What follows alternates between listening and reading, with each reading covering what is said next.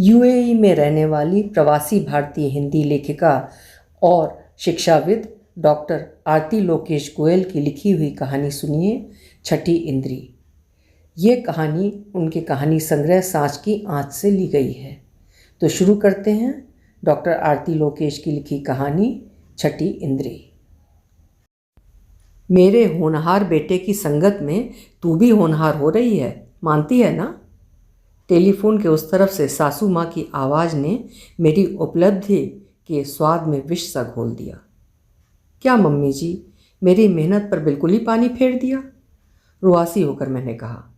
हृदय पर आघात बहुत होने के बाद भी जिह्वा पर आती कटुता को होठों में दबाकर क्रेडल पकड़े रही। मान ना मान विद्या, गोल्ड मेडलिस्ट है मेरा बेटा, असर तो पड़ेगा ही। वे अपनी बात पर डटी रहीं।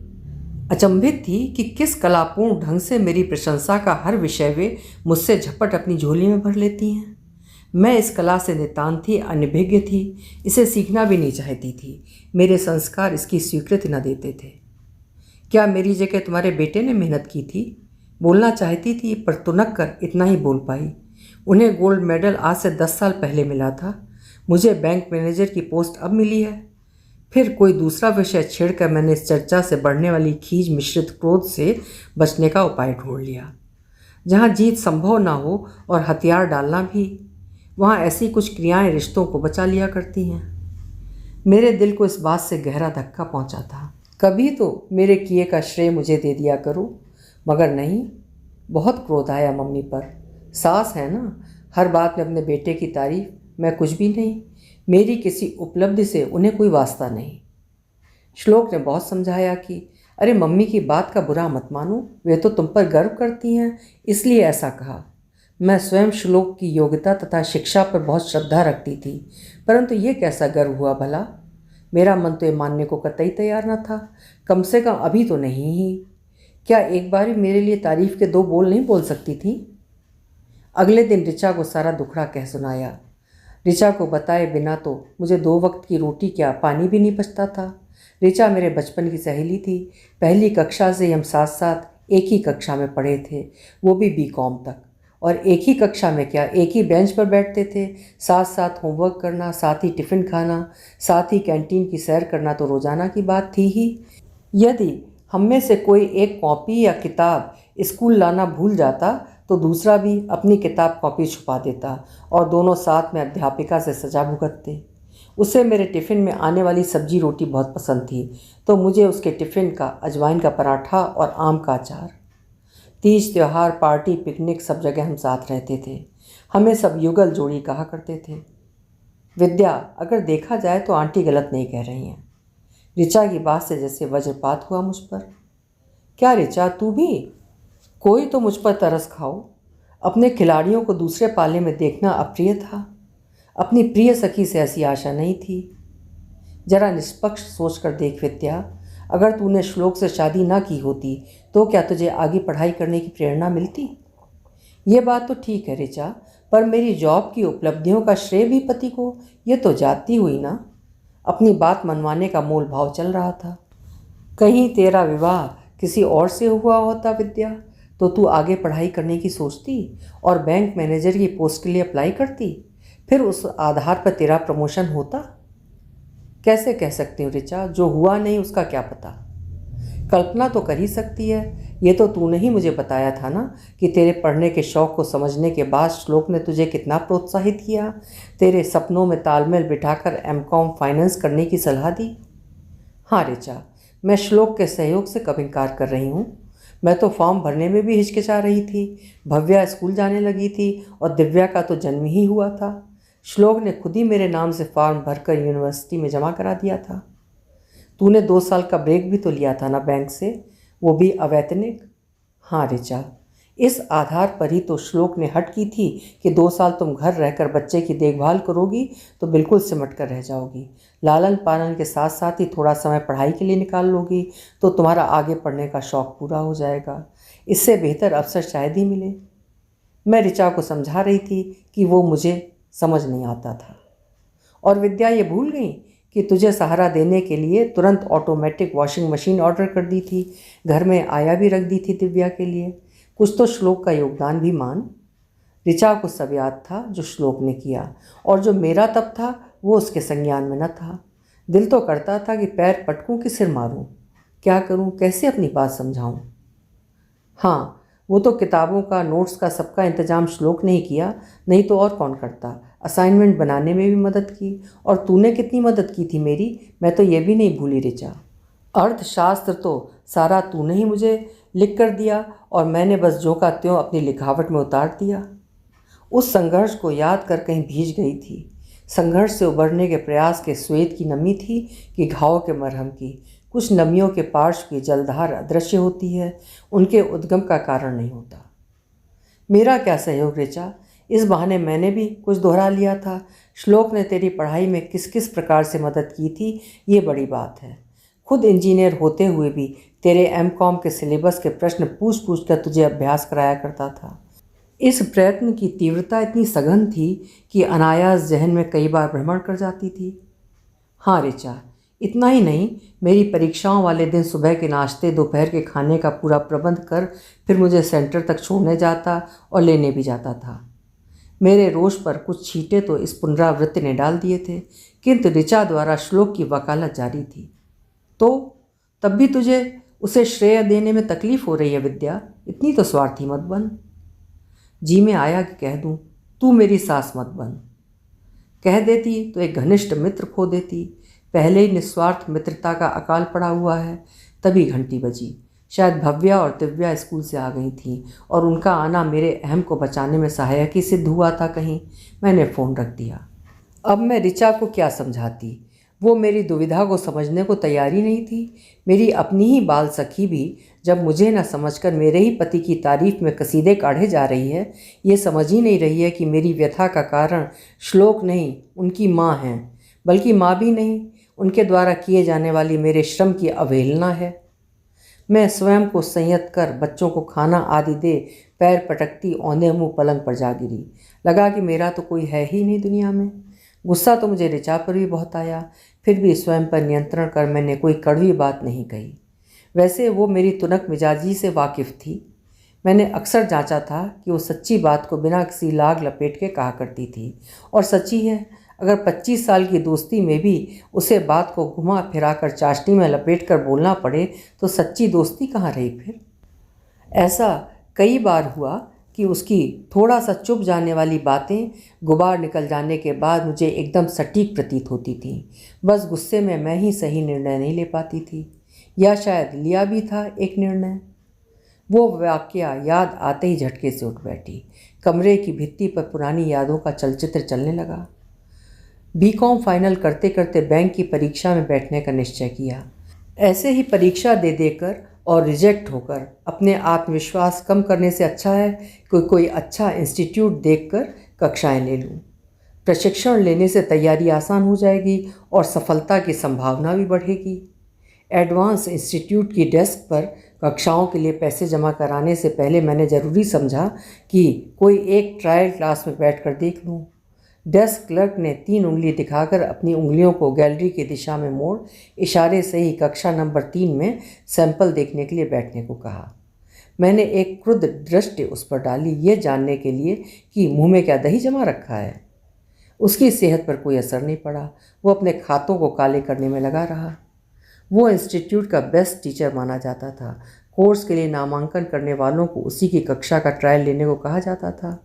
कक्षा 3 के 2 दरवाजे थे, एक बोर्ड के ठीक सामने तथा एक कक्षा के पीछे की तरफ।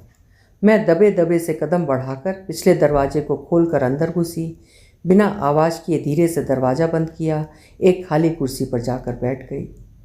लंबा कद, गोरा रंग, तीखे नैन नक्श, पतला दुबला हैंडसम सा दिखने वाला ट्रेनर मदन गिरगामकर सर के नाम से जाना जाता था।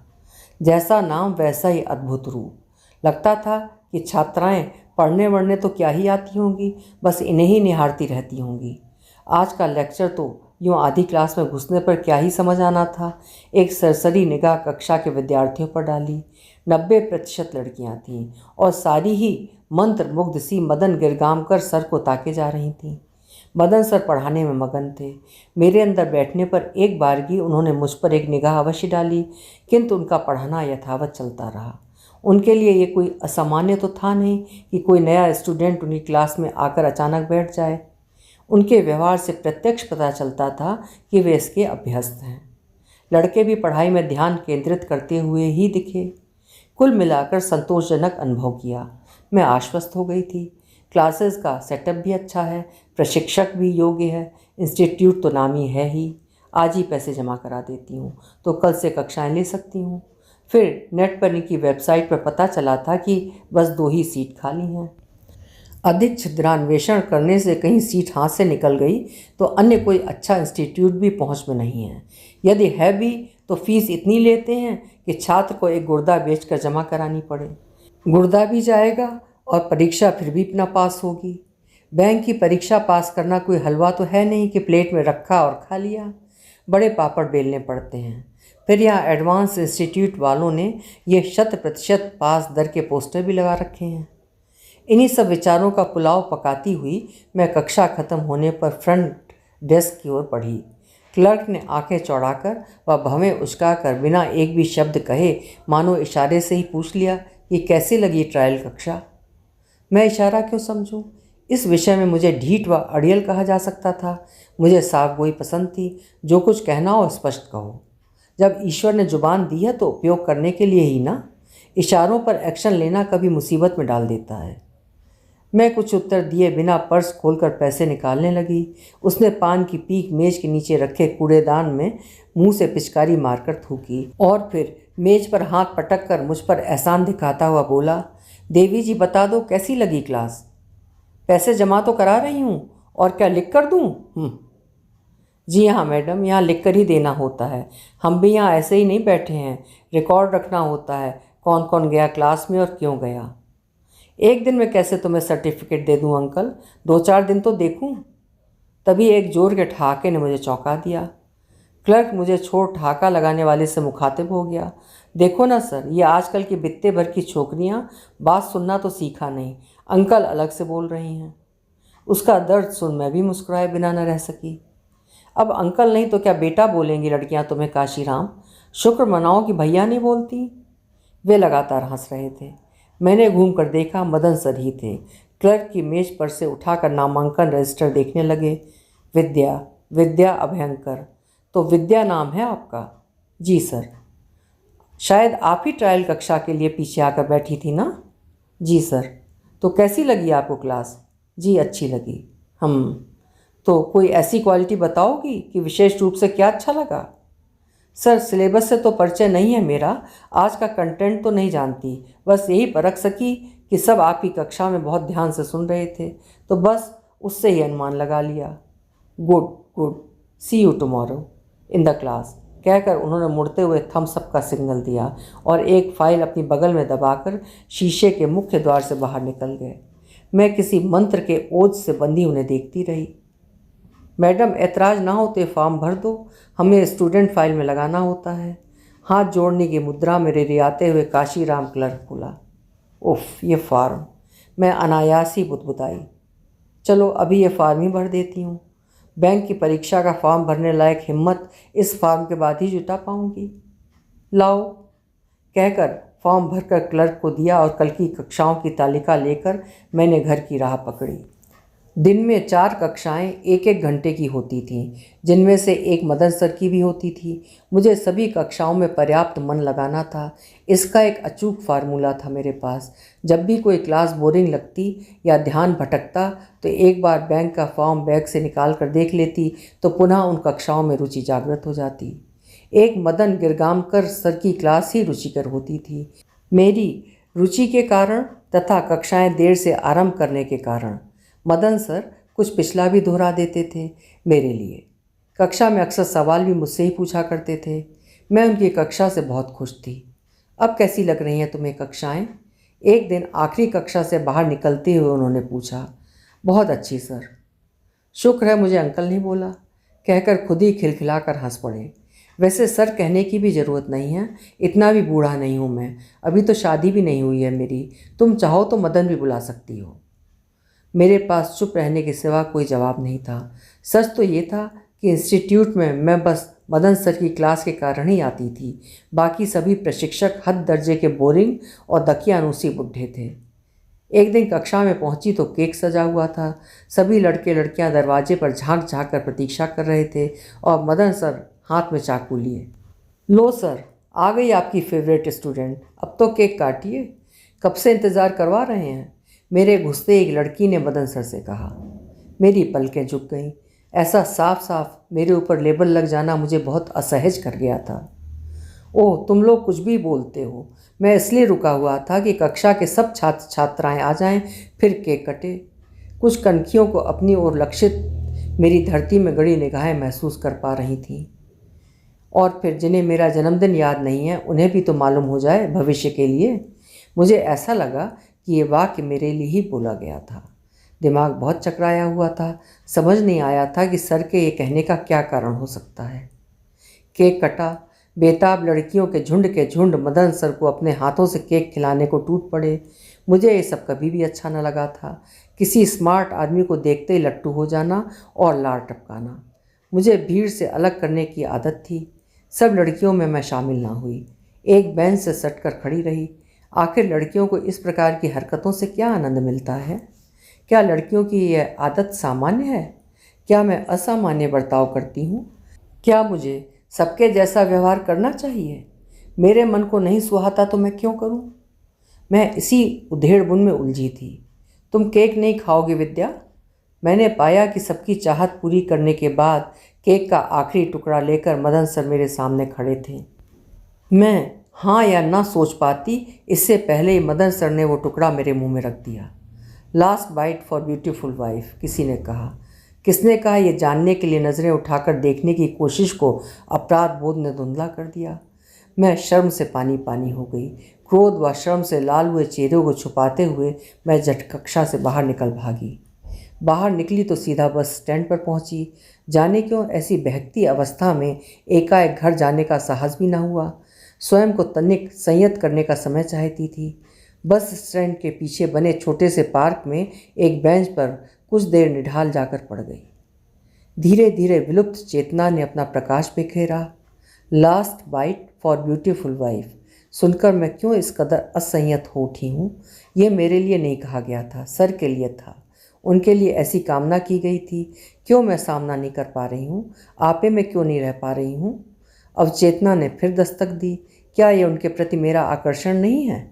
क्या मेरी मदन सर से बचने की कोशिश एक दिखावा है? मैं भी तो अन्य लड़कियों जैसी ही हूँ। उन्हें देखकर सभी उन पर मोहित हो जाते हैं, तो क्या बुराई है अगर मैं भी एक आकर्षण, एक खिंचाव सा महसूस करती हूँ। जब खुद पर थोड़ा काबू पा सकी तो स्टैंड की ओर शिथिल डग भरते हुए पहुँची। ये कांदीवली का बस स्टॉप था। मीरा रोड के लिए बस नंबर 701 पकड़ ली। घर मीरा रोड पर था। बस खचाखच भरी हुई थी। तिल रखने की जगह न थी। डंडा पकड़कर किसी तरह खड़ी रही। 2-3 स्टॉप बाद सांस आने लायक हवा बस में प्रवेश पा सकी। आज क्लास छोड़कर क्यों आ गई? चिर परिचित स्वर सुनकर मुड़कर देखा कि चोरी पकड़ने वाला कौन अंतर्यामी है। मदन सर बिल्कुल पीछे ही खड़े थे। अभी संभली ही थी कि फिर असमंजस में पड़ गई। उनका बस में होना बहुत अप्रत्याशित था। मेरी जानकारी के अनुसार वे डोंबिवली में रहते थे। सर, आप इस रूट पर? मेरी सपाट बोलने की आदत किसी को रुष्ट करने के लिए बहुत थी, पर मदन सर किसी और ही मिट्टी के बने थे। तुम मीरा रोड पर रहती हो ना? जैसे मैंने उनका प्रश्न टाल दिया था, ठीक वैसे ही उन्होंने मेरा। हाँ, पास में ही। मुझे अपने इस उत्तर का कोई कारण समझ नहीं आ रहा था। मुझे वहीं पास ही में काम है। वाक्य कहने के लहजे से मुझे वो सरासर बनावटी सुनाई दिया। कहाँ सर? मैं कहाँ किसी को आसानी से छोड़ देती थी। चलो, अच्छा हुआ तुम दिख गई विद्या। 1 घंटे का सफ़र है, बोरियत नहीं होगी। राष्ट्रीय सिनेमा के आसपास बहुत सी सवारियां उतरी तो सीट मिल गई। अब हम पास पास बैठे थे। मैं कुछ सकुचा कर सिमटी सी बैठी, पर वे अपनी पूरी मादकता बिखेरते हुए ऐसे शाही ठाठ से बैठे कि मानो ये रोज़ का सिलसिला हो। मुझे बर्थडे विश भी नहीं किया तुमने विद्या? ये प्रश्न उतना ही अप्रत्याशित था जितना कि उनका इस बस में होना। नहीं सर, ऐसा तो नहीं है। किया तो क्लास में। मैं एक बार फिर से असंगत सी बात से हतप्रभ थी। उत्तर नहीं सूझ रहा था।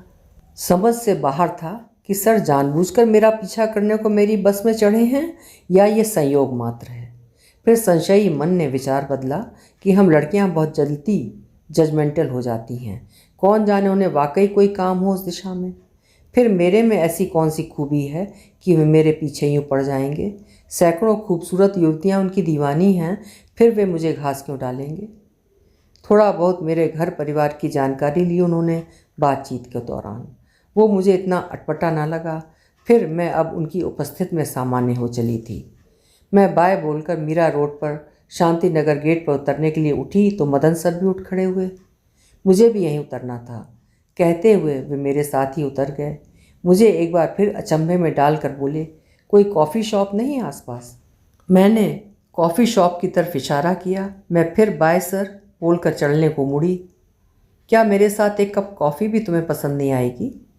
अधिकतर इस तरह की ज़बरदस्ती के थोपे गए प्रश्नों का मैं बहुत बेरुखी से जवाब दिया करती थी।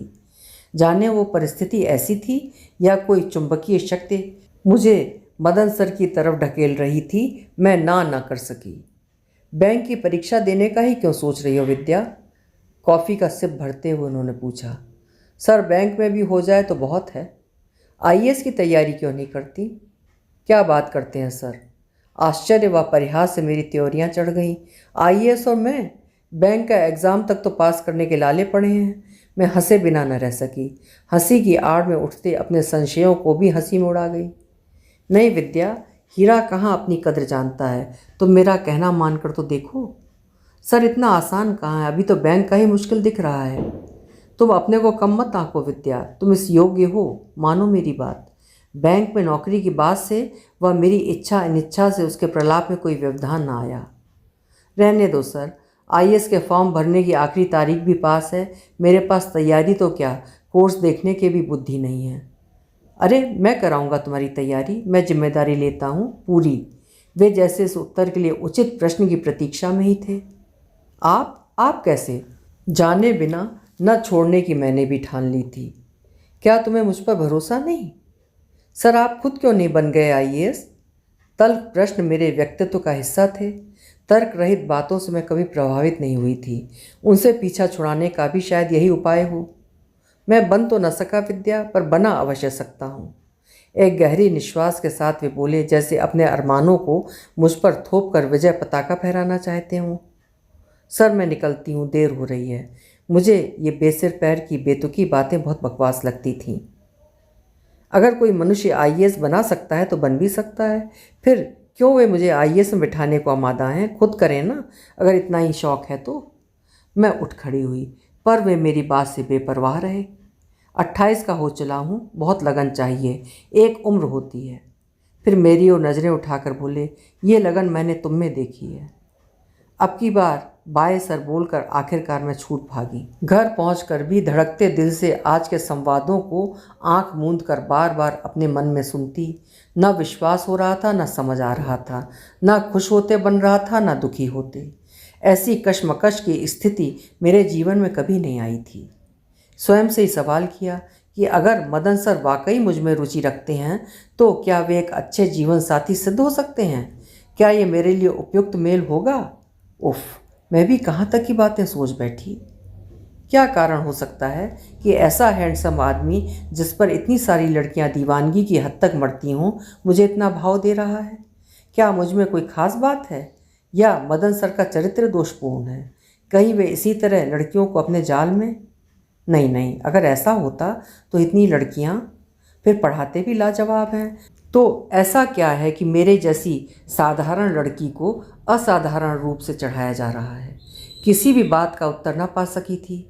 लाखों सवाल बैंक के प्रश्न पत्र के समान अनसुलझे इधर उधर मन की दीवारों से टकराकर तार तार हो रहे थे। कक्षा सप्ताह में 2 दिन ही हुआ करती थी। अगली कक्षा में मदन सर से एक बार भी नज़रें नहीं मिला पाई। दिन भर की कक्षाएं समाप्त कर यंत्रवत बस स्टॉप पर पहुंची। भाग्य से बस नंबर 294 भी तुरंत ही आकर रुकी। आज बोरीवली ऋचा के घर जाने का निश्चय किया था। घर में मम्मी पापा किसी शादी में गए थे। ऋचा के घर में रात को ठहरकर उसे अपने दिल की हलचल, उथल पुथल, संशय सब कुछ बता देना चाहती थी। 1 टिकट बोरीवली, मैंने कंडक्टर को कहा। 1 नहीं 2, मदन सर भी हाँफते हुए चढ़े थे बस में। आज आप बोरीवली कैसे? जाने किस आवेग में मैं पूछ बैठी कि मैं खुद हैरत में थी। अब वो शक की गुंजाइश भी न थी। मेरा दोस्त वहाँ रहता है। पूछना तो मुझे चाहिए कि तुम बोरीवली क्यों? वे कुछ अकड़ कर बोले। बस यूं ही। मुझे घर में सिखाया गया था कि ज़रूरी नहीं कि हर बात का साफ साफ जवाब दिया जाए, जबकि सामने वाले को उससे कुछ लेना देना भी ना हो। आज वो सीख समय पर याद आ गई।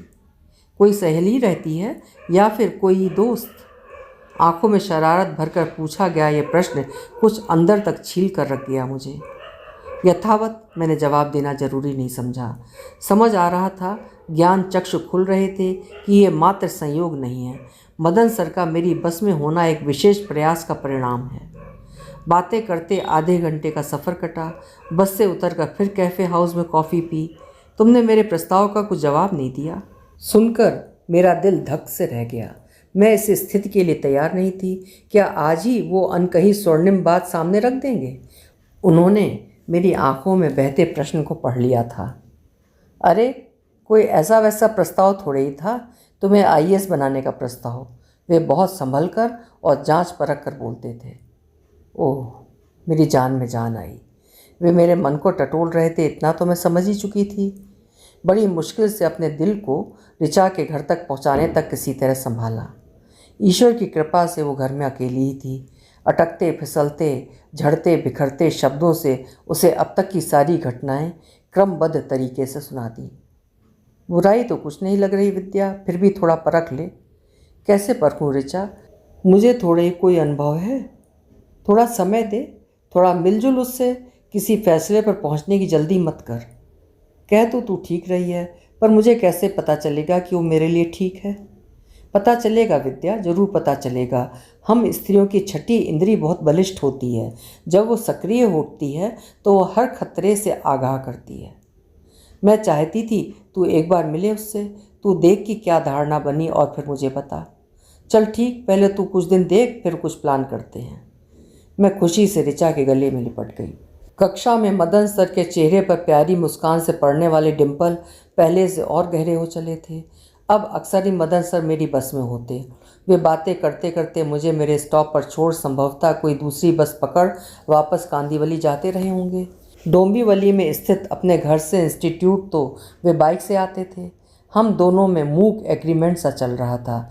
उन्होंने अभी तक कोई स्पष्ट वक्तव्य नहीं दिया था और मैं खुद उससे बचना चाहती थी, जब तक कि मैं उसका उत्तर देने के लिए अपना पक्का मन न बना लूँ। एक दिन मौका देख मैंने भी प्रस्ताव रखा, आज तुलसी उद्यान चलें।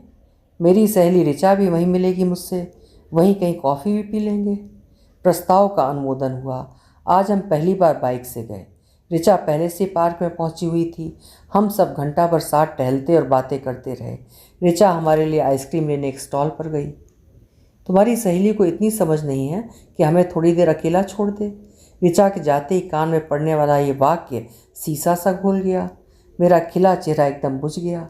कहीं मन में किसी शंका ने जन्म लिया। मुझे ये बात बिल्कुल अच्छी नहीं लगी। ऋचा के बारे में मदन ऐसे कैसे कह सकते थे? इस बात में क्या बुराई थी ये नहीं समझी। बस इतना पता था कि ये बात मेरे मन के मुताबिक नहीं थी। वो मेरी अंतरंग सखी थी। ऋचा को तो मैंने ही इनसे मिलने बुलाया था। सामने के सामने ऋचा से कुछ बात ना हो सकी।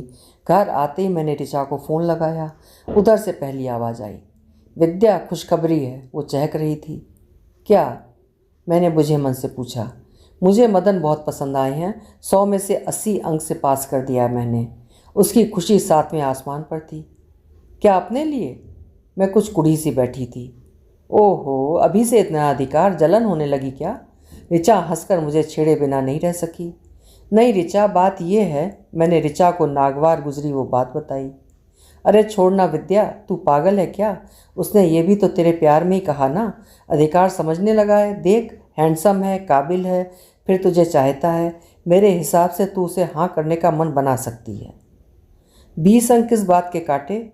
सहसा याद आया कि ऋचा ने 80 अंक दिए हैं, उम्र के अंतर के। वो हंसी। तू तो 21 की है, वो 28 का। घर में भी रिश्ते आ रहे हैं ऋचा। पापा लड़का देखने जा रहे हैं कुछ दिन में। सभी को बहुत पसंद है। लड़का इंजीनियर है, गोल्ड मेडलिस्ट है। तू तब तक अगर निर्णय ले चुकी हो तो घर में बात कर लेना। तू कौन सा अभी कोई प्रेम व्रेम के कस्मे वादे किए बैठी है? अभी भी कहूँगी कि मेरे पास करने पर मत जाना, एक बार अपनी कसौटी पर कसकर देखना पहले। सोचती हूँ, कहकर मैंने फ़ोन रख दिया। ऋचा की बात सही लग रही थी।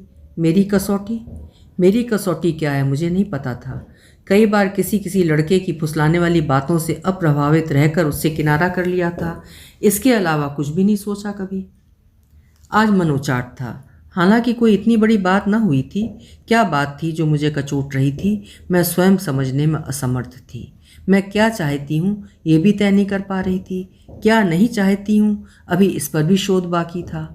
ये कुछ दिनों का किस्सा नहीं, जीवन भर के साथ की तलाश का हिस्सा था। अगर मैं कोई कदम उठाती हूँ तो उसके सकारात्मक नकारात्मक दोनों पहलुओं पर मुझे ठीक से विचार करना होगा। एक दिन मदन ने कॉफ़ी पीने का आग्रह किया। हम बाइक पर सवार होकर निकल पड़े। जब आधे घंटे तक भी कहीं कॉफ़ी के लिए नहीं रुके तो मैंने पूछा, मदन हम जा कहाँ रहे हैं? सब्र रखो विद्या, आज एक नई जगह तुम्हें दिखाना चाहता हूँ। घर, मकान, बस्ती, गलियाँ, railway line, museum, flyover, bus stop, मैदान सामने से निकलते जा रहे, पर वो नई जगह नहीं आ रही थी। मेरा जी घबराने लगा। मदन मुझे नहीं जाना है, मैंने बाइक के पीछे से कहा। क्या? बाइक चलाते चलाते उसने पीछे मुंह करके पूछा। मुझे नहीं जाना है कहीं, मैंने हवा के दबाव से ऊपर के सुर में चिल्लाकर कहा। अरे बस पहुंच गए, कहकर वो बाइक चलाता रहा। थोड़ी देर में हम एक वीरान से गौतम पार्क के गेट पर थे। बाइक रुकी तो चैन की सांस आई। कहीं पहुंचे तो सही। यूं अंतहीन अनजाने अनदेखे रास्ते पर मन आशंका से भयभीत था। इस पार्क में ऐसा क्या खास है, मुझे जिज्ञासा थी। ये पार्क जन्नत है जन्नत, वो बहुत खुश था। जब हम पार्क के अंदर दाखिल हुए, वहाँ का नज़ारा देख मैं दंग रह गई। अनेकों प्रेमी जोड़े एक दूसरे के आंचल में मुंह दुबकाए प्रेमालाप कर रहे थे। जन्नत के अर्थ की जानकारी होने पर शर्म से मेरी आंखें जमीन में गड़ गईं। मदन ने मेरा हाथ पकड़ लिया। आज पहली बार उसने मुझे छूने का साहस किया था। मैं भीतर तक सिहर गई। मैं वहाँ से बाहर चलने की जिद करने लगी। नाराज़गी दिखाई, वो ना माना। मेरे वहाँ से चले जाने की धमकी देने पर मदन कुछ देर वहाँ बिताकर वापसी के लिए राजी हो गया। एक पेड़ के नीचे छांव देखकर वो बैठ गया और मेरा हाथ खींचकर बिठा लिया। आसपास दिख रही हरकतों से आंखें मिची जाती थीं। शर्म से लगता था कि धरती फट जाए और मैं उसमें समा जाऊं। मैं एक मिडिल क्लास घरेलू लड़की थी, बहुत संस्कारी ना भी सही तो पाश्चात्य सभ्यता की अनुमोदक कतई नहीं थी। अपने लिए वर्ग खोज लेना और बात थी, और उस खोज के साथ हदें पार कर जाना बिल्कुल अलग। मुझे दकियानूसी और पिछड़ी हुई की संज्ञा दी जा सकती है। देखो कितने ही हंसों के जोड़े एक दूसरे में लिप्त हैं। तुम्हें कोई नहीं देख रहा विद्या, 2 घड़ी तो मुझे अपनी गोद में सिर रख लेने दो। कहकर मेरी सहमति की प्रतीक्षा किए बिना मदन मेरी गोद में लेट गया और मेरे दुपट्टे में से अपने मुंह को ढांप लिया। इससे आगे की कोई क्रिया के बढ़ते एहसास ने मेरी सहनशीलता की सारी सीमाएं लांघ दी। मैं विद्रोह कर उठी, जोर से चिल्लाई और मदन को धक्का देकर वहाँ से मुख्य द्वार की ओर भागी। मदन मेरे पीछे, रुको, सुनो, देखो, बोलते हुए भागा। मन विद्वेष व वितृष्णा से भर गया। मैं जो वहाँ से तीर की तरह छूटकर भागी तो बस स्टॉप पर जाकर रुकी।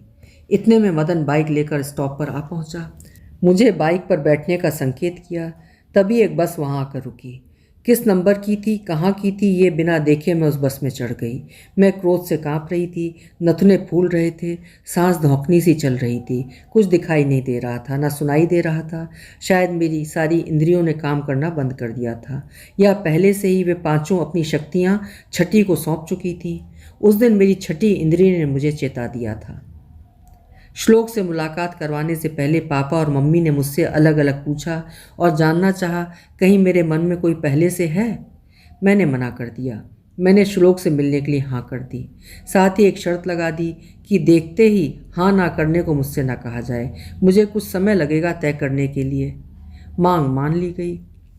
जैसे कोई पंछी लंबे समय तक पिंजरे में रहने के कारण पेड़ की शाख पर भी पिंजरे की कल्पना कर सिहर उठता है, फिर एक हवा का झोंका उस डाल को हिलाकर पत्तों की सरसराहट से ये एहसास करा देता है कि तुम मुक्त हो।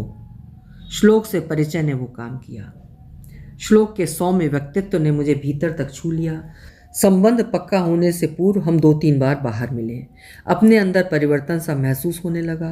श्लोक के साथ बिताए पलों में मुझे प्रेम और आकर्षण का अंतर समझ आने लगा। आकर्षण एक पुष्प को पौधे से तोड़ लेने को उकसाता है, परंतु प्रेम उस पुष्प को पल्लवित होने देने के लिए आवश्यक खाद पानी जुटाता है और खरपतवार भी उखाड़ता चलता है।